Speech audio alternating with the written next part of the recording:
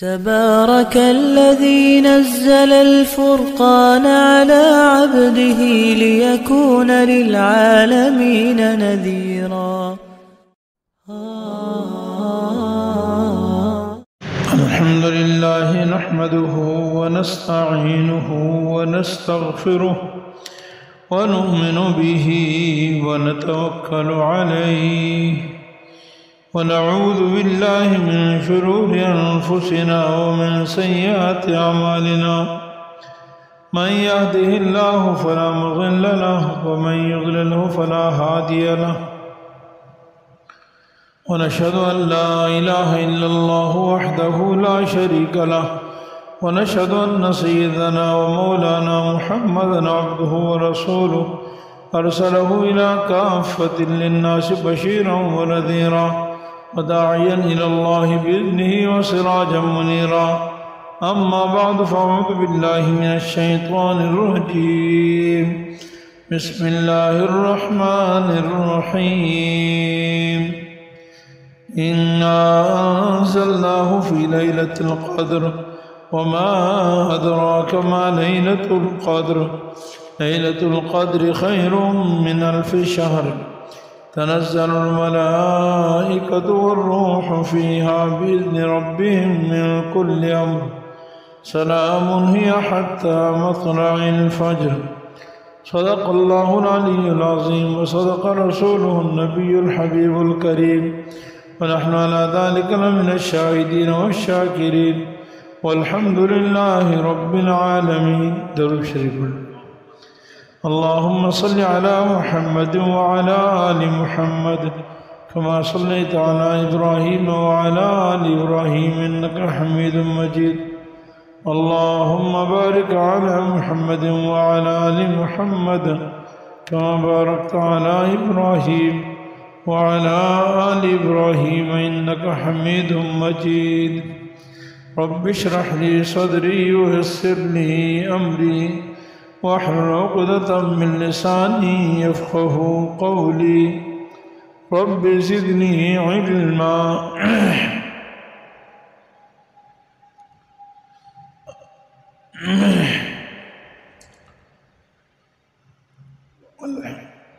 سب تعریفیں اللہ جل جلالہ کے لیے. اللہ جل جلالہ کی بے شمار نعمتیں اور احسانات ہیں. جو شخص اللہ تعالیٰ کی نعمتوں کا شکر ادا کرے تو اس کا فائدہ اسی کو ملتا ہے، اور جو ناشکری کرے تو اللہ تعالیٰ بے نیاز خود ہی تعریفوں والا ہے. اللہ تعالیٰ کا شکر یہ ہے کہ ہم اس کی حکم پر چلیں اور اس کی اطاعت و فرما برداری کریں. اعملوا آل داود شکرا. اے داؤد کے خاندان، تم شکریہ کے لیے نیک عمل کرو. نبی کریم صلی اللہ علیہ وسلم بعض دفعہ پوری رات عبادت کرتے تھے، اور یعنی اکثر حصہ عبادت کرتے اور پاؤں پہ ورم آ جاتا تھا.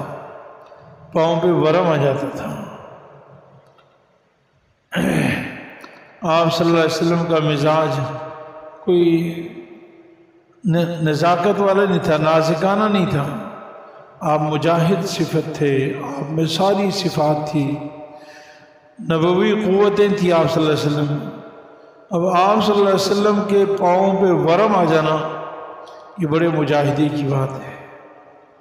کتنی لمبی عبادت کرتے ہوں گے.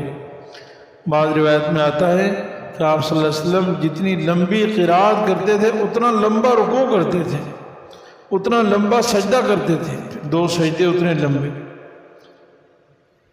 ایک روایت میں آتا ہے کہ آپ صلی اللہ علیہ وسلم نے 6.25 پارے 4 رکعت میں پڑھے. 6.25 پارے 4 رکعت، یعنی 4 لمبی صورتیں شروع کی، اور ہر رکعت جتنی لمبی اتنا رکوع لمبا، پھر جتنا ہر رکعت لمبی اتنے ہر سجدہ لمبا. سبحان اللہ، کیا عشق و محبت کا عبادت تھی، کیا خشوع خضوع۔ اللہ تعالیٰ ہمیں حضور کی نقش قدم پر چلتے ہوئے آپ صلی اللہ علیہ وسلم کی خشوع خضوع، عشق و محبت کا ذرہ ہمیں نصیب فرما دے۔ تو آپ صلی اللہ علیہ وسلم سے کسی نے کہا کہ یا رسول اللہ، آپ کے تو اگلے پچھلے سارے گناہ معاف ہیں، تو آپ کیوں اس کی عبادت کرتے ہیں؟ آپ کے تو گناہ معاف ہیں۔ آدمی عبادت کرتا ہے کہ میری غلطیاں معاف ہو جائیں، میں جہنم سے بچ کر جنت میں چلے جاؤں۔ آپ صلی اللہ علیہ وسلم کے لیے تو ساری جنت بنی ہے، آپ صلی اللہ علیہ وسلم کے لیے۔ آپ تو ساری کائنات کے سردار ہیں، جنتیوں کے سردار تو ہیں، امام الاولین والآخرین ہیں، بخشے بخشائے ہیں، معصوم ہیں، تو پھر آپ کو کیا ضرورت ہے اتنی محنت کرنے کی؟ تو آپ صلی اللہ علیہ وسلم فرمایا افلا اکون عبدا شکورا، کیا میں شکر گزار بندہ نہ بنوں؟ تو شکر گزاری کا مطلب کیا ہوا کہ شکر انسان عمل کے ذریعے سے کرتا ہے، اپنے آپ کو اللہ کی محبت میں، اللہ کی اطاعت میں، اللہ تعالیٰ کی عبادت میں تھکا دینا، چور چور کر دینے کا نام ہے شکر ادا کرنا۔ اور اصل نفلی عبادت میں فرض کی بات نہیں ہو رہی، فرض تو کرنا ہی کرنا ہے، وہ تو جب آپ مومن نے کلمہ پڑھ لیا تو اس کے بغیر چارہ نہیں ہے۔ اگر کلمہ پڑھ کر ایمان لانے کے باوجود پھر بھی کوئی فرض نہیں کرتا تو وہ تو باغی ہے، وہ تو باغی مسلمان ہے، وہ تو غدار ہے، اللہ تعالیٰ کا باغی ہے۔ اس کے ایمان میں شبہ ہو سکتا ہے، وہ مومن ہے یا منافق ہے یہ پتہ نہیں ہے، فرائض میں کوتاہی کرنے والا۔ اصل ایمان، اصل محبت اللہ، اصل عشق، اصل شکر وہ نفلی عبادات سے ہوتا ہے۔ تو اس لیے میں عزیز بھائیوں، میں اور آپ، ہمیں تو بہت زیادہ ضرورت ہے نا اللہ کا شکر ادا کرنے کی،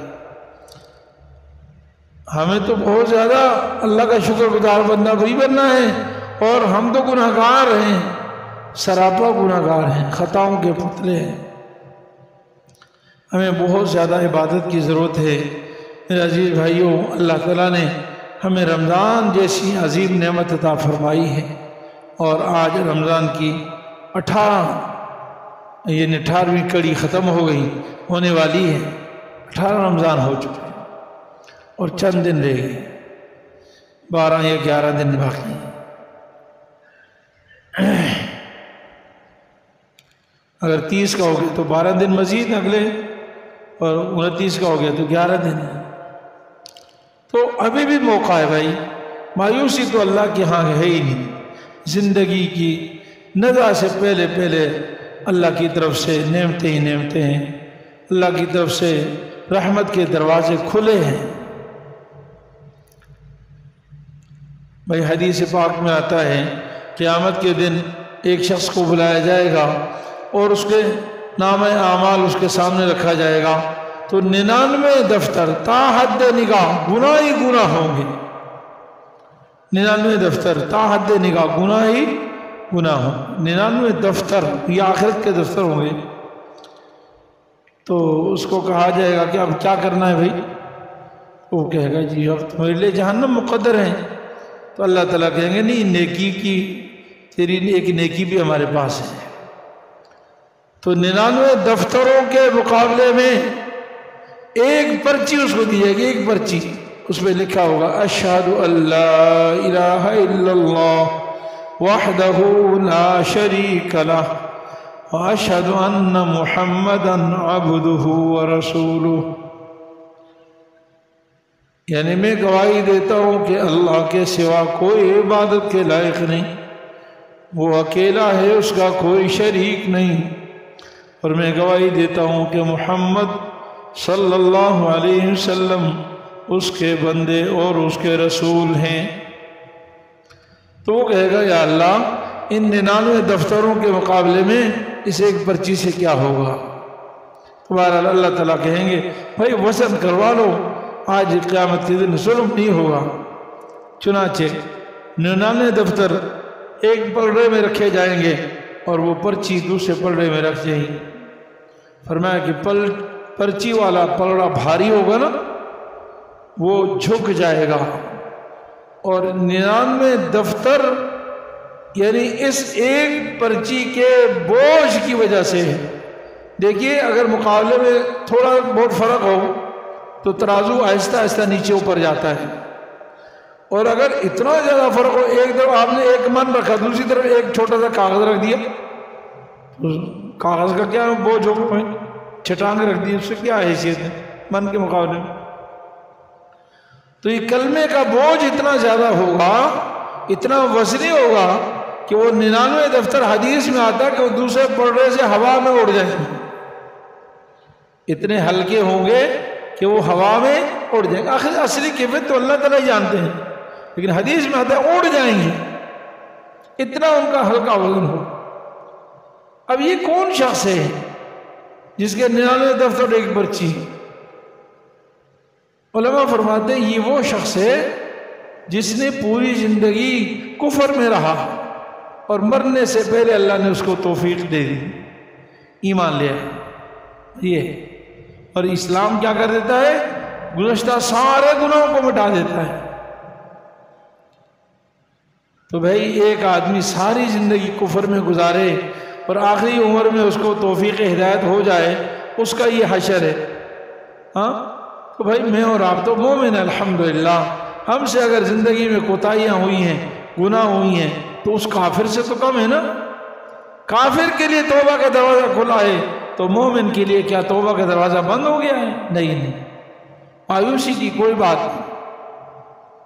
زندگی گزر گئی لاپرواہی، غفلت، سستی میں، پھر بھی کوئی بات نہیں۔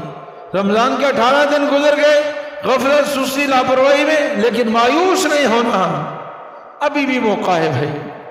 جس کے بعد زندگی ہے موقع ہے۔ رمضان تو عظیم الشان موقع ہے، اور باقی زندگی کی ہر گھڑی موقع ہے۔ مرنے سے پہلے توبہ جو کر لے گا اللہ تعالیٰ اس کو بخش دیں گے، اس کے لیے کوئی بندش نہیں ہے، سچے دل سے توبہ کرے۔ تو میرے عزیز بھائیوں، یہ آخری عشرہ ہے، اس میں اللہ کی بڑی رحمتیں ہیں، بڑی برکتیں ہیں، خاص طور پر 2 بڑی عبادتیں ہیں۔ ایک تو لیلۃ القدر ہے بھائی، یہ اس امت کی خصوصیت ہے۔ چند باتیں عرض کر کے بعد ختم کرتا ہوں۔ اس امت کی خصوصیت ہے، پچھلی امتوں میں عمریں ہوتی تھی 400 سال، 500 سال، 1000 سال۔ ایک حدیث میں آتا ہے ایک خاتون غالباً حضرت سلیمان علیہ السلام یا کسی اللہ والے نبی کے پاس آئی اور کہا کہ مجھے کوئی تعویذ یا کوئی دم کر دیں، کیونکہ میرے بچے بچپن میں ہی فوت ہو جاتے ہیں، میرے بچے پیدائش ہو کر نا بچپن میں ہی چھوٹے ہی فوت ہو جاتے ہیں۔ تو فرمایا کتنی عمر میں فوت ہو جاتے ہیں؟ کہتے ہیں بس 200 سال۔ بھائی سن رہے ہیں بات؟ بچے بچپن میں فوت ہو جاتے ہیں، تو پوچھا کتنی عمر میں فوت ہو جاتے ہیں؟ تو کیا کہا؟ کتنے سالوں میں؟ 200 سال میں۔ بھائی بچپن سمجھ رہے ہیں؟ بچپن میں فوت ہو جاتے ہیں، چھوٹے ہی فوت ہو جاتے ہیں، بڑے نہیں ہوتے۔ تو کہا کہ کتنی عمر میں فوت ہو جاتے ہیں؟ کہتے ہیں کہ بس 200 سال ہوتے ہیں، 200 سال تک بس جیتے ہیں، فوت ہو جاتے ہیں۔ کیوں؟ وہ لوگ آتی تھے 1000 سال جینے کے، 800 سال جینے کے۔ لازمی بات ہے 800 سالوں کے مقابلے میں جب 200 سال کوئی آدمی جیے گا تو بہت تھوڑا ہی ہے نا بھائی۔ جیسے 60 سال کے مقابلے میں 10 سال کوئی جیے تھوڑا ہی لگتا ہمیں۔ 10 سال ہم کہتے ہیں بچہ ہی فوت ہو گیا، بھائی 10 سال کا بچہ ہی ہوتا ہے۔ نبی کریم صلی اللہ علیہ وسلم فرمایا آخری میری امت ایسی آئے گی جس کی ساری عمر 60 سے 70 سال کے درمیان ہو، یعنی زیادہ عام طور پہ عمر 60 سے 70 سال کے درمیان ہو۔ تو اس خاتون نے کہا کہ یا رسول اللہ، یعنی اس جو نبی تھا اس وقت، پھر وہ آخری عمر تو کچھ، آخری امت جو کچھ بھی نہیں کرے گی، نہ دکانیں چلائیں گی، نہ ملازمت کریں گی، نہ کھیتی باڑی کریں گی، وہ تو ساری زندگی سجدے میں گزارتی، کیونکہ 60-70 سال میں کچھ بچپن باقی۔ فرمایا رسول اللہ، اس وقت کے نبی نے فرمایا نہیں، وہ بھی ساری کام۔ جو تم کرتے ہو وہ سارے کام وہ بھی کریں گے۔ بہرحال اس امت کو اللہ تعالیٰ نے یہ اعزاز عطا فرمایا کہ ہر سال ایک رات عطا فرماتے ہیں، اور اس ایک رات میں عبادت کرنے کا ثواب 80 سال کی عبادت سے زیادہ ہے، یعنی 1000 مہینوں کی عبادت سے بہتر ہے۔ کتنا بہتر ہے وہ تو اللہ جانتے ہیں بھائی، 1000 مہینے تو بتا دیا نا، اس سے بہتر ہے۔ یعنی پچھلے زمانے میں اگر کسی شخص نے 80 سال عبادت کی، 1000 مہینے عبادت کی، تو اس امت کو ایک رات عبادت کرنے پر اتنا بڑا ثواب ملتا ہے۔ نبی کریم صلی اللہ علیہ وسلم فرمایا من صام رمضان ایمانا واحتسابا غفر له ما تقدم من ذنبه ومن قام لیلۃ القدر ایمانا واحتسابا غفر له ما تقدم من ذنبه۔ جس نے رمضان کے روزے ایمان کی ساتھ رکھے اور ثواب کی نیت سے رکھے، ڈائٹنگ کی نیت سے نہیں، کس نیت سے؟ ثواب، اللہ کو راضی کرنا ہے، اس سے مجھے فائدہ ہو تب بھی رکھنا ہے، جسمانی فائدہ نہ ہو تب بھی رکھنا ہے، مزہ آئے تب بھی رکھنا ہے، سردی ہو تب بھی، گرمی ہو تب بھی، دن چھوٹے ہوں تب بھی، دن بڑے ہوں تب بھی رکھنا ہے، ثواب کی نیت سے، اللہ کو راضی کرنے کے لیے۔ تو فرمایا اس کے سارے اگلے گناہ معاف ہو گئے، اور فرمایا جس نے لیلۃ القدر کا قیام کیا ایمان کے ساتھ اور ثواب کی نیت سے، فرمایا اس کے بھی سارے اگلے گناہ معاف ہو۔ ایک حدیث میں آتا ہے کہ جو شخص لیلۃ القدر کی خیر سے محروم ہو گیا، یعنی اس کی برکتوں سے محروم ہو گیا، تو وہ کامل محروم ہے، کہ وہ بد نصیب ہے، وہ کامل محروم آدمی ہے، اس کی نصیب اچھا نہیں ہے۔ کامل محروم شخص رسول اللہ نے فرمایا دیکھنا ہے تو وہ شخص ہے جو لیلۃ القدر کی برکتوں سے۔ میرے عزیز بھائیوں، لیلۃ القدر سال بھر کی راتوں میں سب سے افضل رات ہے۔ اس رات کو اللہ تعالیٰ نے قرآن کریم کے نزول کے لیے منتخب فرمایا، لوح محفوظ سے آسمان دنیا پر، لوح محفوظ سے آسمان دنیا پر قرآن کریم منتقل ہوا لیلۃ القدر کی رات میں۔ یہ عظیم الشان رات ہے، اس کی فضیلت قرآن کریم کی بے شمار آیات احادیث میں وارد ہے۔ فرمایا اس میں جبریل علیہ السلام اور سارے فرشتے اترتے ہیں، قرآن کہہ رہا ہے، عبادت گاروں کو تلاش کرتے ہیں، ان کو گھیر لیتے ہیں، ان پہ رحمتیں برساتے ہیں، ان کے لیے دعائیں کرتے ہیں، اور یہ رحمت والی رات صبح تک رہتی ہے۔ ہر خیر کا فیصلہ لے کر آتے ہیں، کامیابی کے فیصلے لے کر آتے ہیں، رزق کے فیصلے لے کے آتے ہیں، جنت کے فیصلے لے کے آتے ہیں، مغفرت کے فیصلے لے کے آتے ہیں فرشتے۔ تو میرے عزیز بھائیوں، میں اور آپ اس کا عزم اور ارادہ کرنے کی کوشش کریں۔ اور پھر دوسری چیز جو یہ آخری عشرے میں ہے وہ اعتکاف ہے، اور اعتکاف حقیقت میں لیلۃ القدر کو پانے کے لیے ہے۔ اعتکاف کی فضیلت کے لیے یہی بات کافی ہے میرے عزیز بھائیوں۔ امام الانبیاء فخر کونین سیدنا محمد مصطفیٰ صلی اللہ علیہ وسلم کو نبوت کے بعد 23 سال دنیا میں ملے، اور آپ کے کندھے پر جو ذمہ داری ڈالی گئی وہ قیامت تک کے لیے نبی ہے، قیامت تک کے لیے نبوت کی ذمہ داری۔ آپ مفسر بھی ہیں، آپ محدث بھی ہیں، آپ مجاہد بھی ہیں، آپ امیر المومنین بھی ہیں، آپ قاضی القضات بھی ہیں، آپ استاد بھی ہیں، آپ مفتی بھی ہیں، سب کچھ آپ ہیں۔ پوری امت مل کر جو کام کر رہی ہے وہ اکیلے حضور فرمایا کرتے تھے۔ اس سے بڑا معجزہ کیا ہوگا؟ ساری امت مل کر، امت کا کہ سارے افراد دین کے کسی چھوٹے سے شعبے کو پورا کر سکتی ہے، سارے کام نہیں کر سکتے، اور حضور سارے کام کرتے تھے۔ جیسے آج کل آپ نے دیکھا نا کہ ڈاکٹروں میں بڑے شعبے ہیں، ایک آنکھ کے نا، آنکھ کے امراض کے ایک اسپیشلسٹ نہیں ہے سارے امراض کا، آنکھ کے اندر سینکڑوں بیماریاں ہیں اور سینکڑوں بیماریوں کے الگ الگ اسپیشلسٹ ہیں۔ ہمارے یہاں ڈاکٹر صاحب ہیں، ہو سکتا ہے ابھی بھی یہاں مجلس میں تشریف فرماؤ.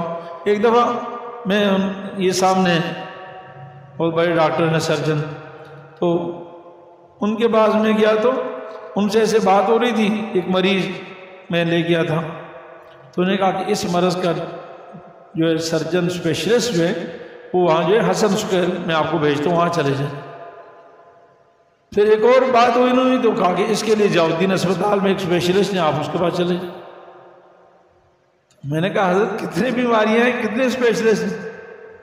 کہا اس ایک آنکھ میں اللہ نے اتنی اپنی قدرت کے خزانے رکھے ہیں کہ ایک انسان آنکھ کی ساری بیماریوں کا اسپیشلسٹ بھی نہیں ہو سکتا. بنانا تو دور کی بات ہے، ایک آنکھ، ایک اللہ نے چھوٹی سی آنکھ بنائی، اس کے بیسیوں بیماریاں، بیسیوں اسپیشلسٹ ہیں اس کے. اور ہر اسپیشلسٹ ایسا ہے کہ دوسرے ڈاکٹر کو اس کا کوئی علم نہیں ہے، وہ اس کو اس کا علم ہے.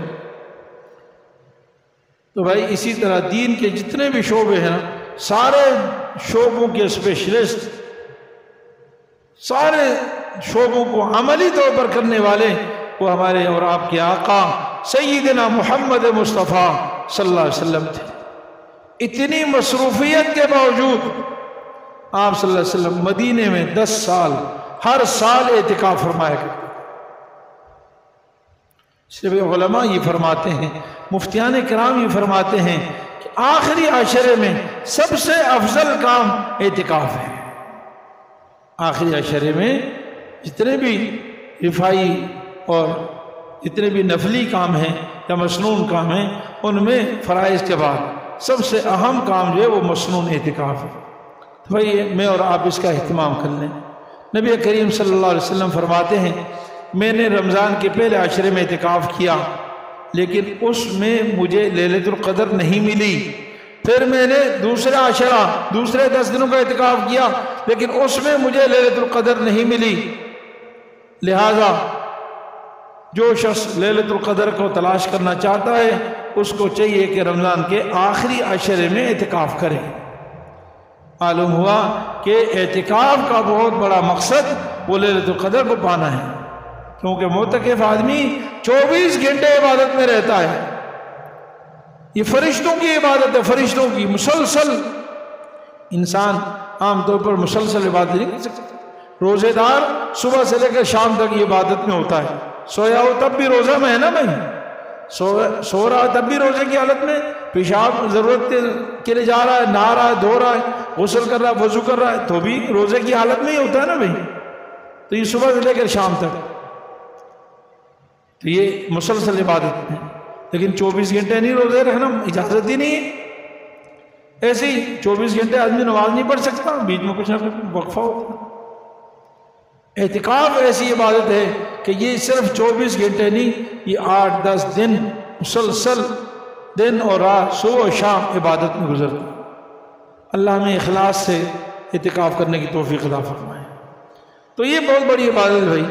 بڑی بات یہ کہ گناہوں سے معافی، گناہ سے بچ جاتا ہے. بھائی مومن کے لیے بہت بڑی کامیابی یہ ہے کہ مومن کی زندگی گناہوں سے محفوظ رہے. سبحان اللہ. متقی کس کو کہتے ہیں؟ متقی زیادہ نیکی کرنے والے کو نہیں، متقی گناہوں سے بچنے والے کو کہتے ہیں. اللہ تعالی ہم سب کو متقی بنائے. جو شخص گناہ نہیں کرتا وہ بڑا ولی اللہ ہے. نفلی نیکیاں زیادہ کرتا ہے یہ نہیں وہ ولی اللہ. ولی اللہ کون ہے بھائی؟ بولو بھائی، ولی اللہ کون ہے؟ جو گناہوں سے بچتا ہے. ولی اللہ کون ہے؟ کارخانہ چلائے، فیکٹری چلائے، کھیتی باڑی کرے، ملازمت کرے، کچھ بھی کرے، زندگی کے ہر شعبے میں صبح سے لے کر شام تک، مسجد میں، گھر میں، دکان میں، فیکٹری میں، کاروبار میں، ہر جگہ، حکومت میں، عہدے میں، وزیر وزارت میں، صدارت میں، ہر جگہ گناہوں سے بچے. اس کے ہاتھ سے، اس کی آنکھ سے، اس کی کان سے، اس کی زبان سے، اس کے پاؤں سے، اس کی دل و دماغ سے گناہ صادر نہ ہو. گناہوں سے بچے. وہ ہے اللہ کا ولی. ان اولیاؤہ الا المتقون، یہ اللہ کا قرآن ہے. فرمایا میرے دوست، اللہ تعالیٰ کے دوست، متقیوں کے سوا کوئی نہیں. اور متقی اس کو کہتے ہیں جو گناہوں سے بچتا ہے.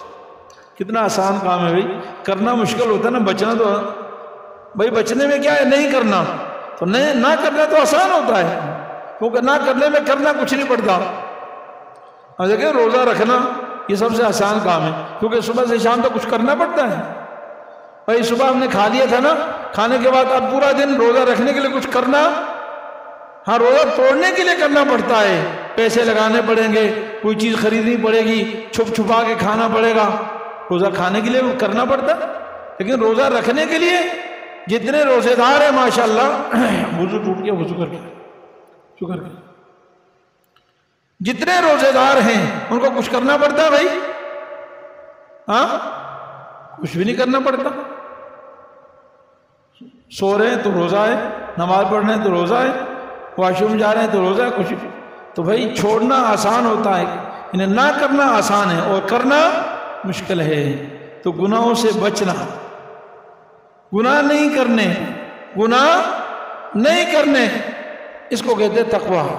تو بھائی اعتکاف میں ایک ثواب یہ بھی ملتا ہے، فضیلت اعتکاف کی فضیلت یہ ہے کہ آدمی گناہوں سے بچا رہتا ہے. یہ اللہ کی بڑی نعمت، گناہوں سے بچ جاتا آدمی، اور اس کو کعامل الحسنات کلھا، باہر رہ کر جتنی نیکیاں کرتا تھا اس کا بھی ثواب ملے گا.